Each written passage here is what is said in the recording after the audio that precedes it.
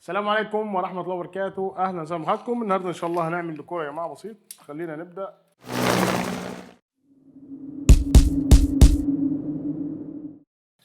بالمتر كده هنبدأ نقيس الحيطة بتاعتنا، وعند النص الحيطة بالظبط هناخد علامة. دي طلعت 140 مثلا، فعند ال 70 كده مثلا. ونفس الحكاية تحت، وأشوف برضو الارتفاع، وهنقسم الارتفاع يا جماعة نفس الحكاية. هناخد عيد البرور وهنبدأ نوصل العلامات اللي احنا عملناها ببعضها.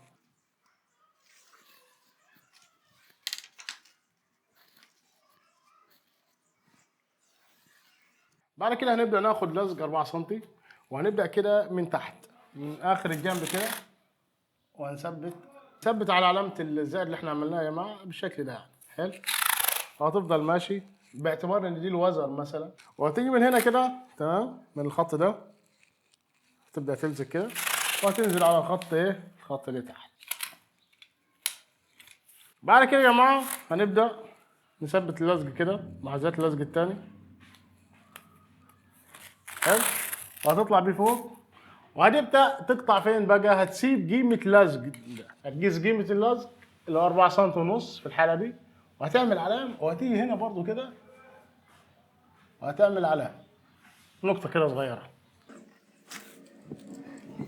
بعد كده بقى هتوصل صح بالطريقة دي تمام على العلامات اللي انت اخدتها هتوصل. طيب بعد ما لزقنا يا جماعة هنبدأ نشيل الزيادة اللي هنا، اللي هي دي كده مش عايزينها. حلو بالشكل ده. وهنبدأ نشيل الزيادة اللي هنا،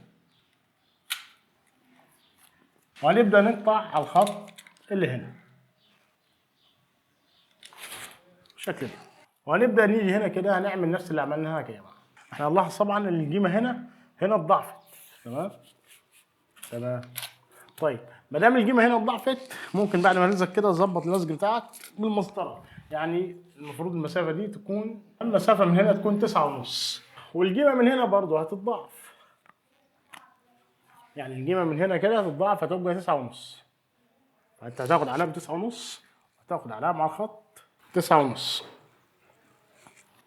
وهتبدأ تاخد اللزق بتاعك تمام، وهتلزق على العلامات بالشكل ده.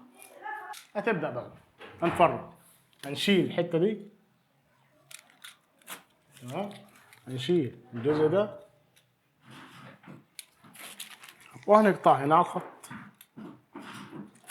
هنبدأ نوصل لزق من هنا كده على أول الخط بالشكل ده. هنبدأ يا جماعة نقيس القيمة اللي هي من هنا لهنا، المسافة من هنا لهنا طلعت 14.5. حلو. هناخد المسافة نفسها على اللزق كده. حلو. وناخد نقطة، وهنيجي على الخط الناحية التانية نفس الحكاية، هناخد نفس المسافة بالشكل ده، وهناخد نقطة، وهنبدأ نوصل اللزق بتاعنا على النقطتين اللي احنا عملناهم بالشكل ده، وهنقطع على الخط بتاعنا. وهناخد هنا الزيادة اللي تحت دي نشيلها برضو، هنوصل على النقطة اللي هي ال 14.5 اللي هي المسافة دي. يعني هنقيس من هنا لهنا وواخد علامة هنا. حلو.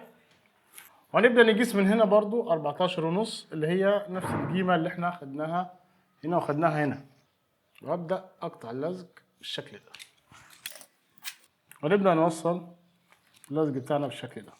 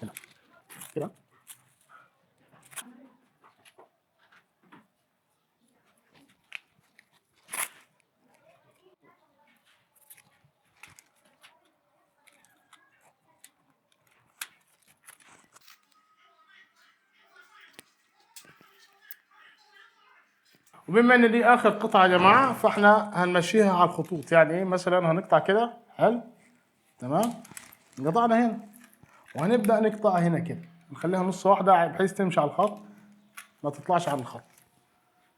بس كده نكون خلصنا مرحله اللزق.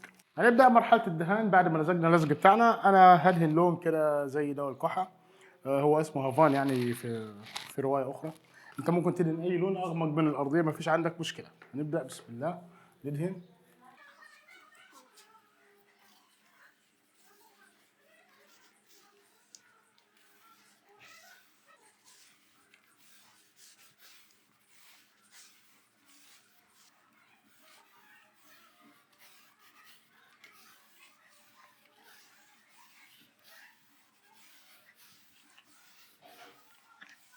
حانت لحظة الحقيقة، نقلع اللزق علشان نشوف الشكل النهائي للديكور بتاعنا.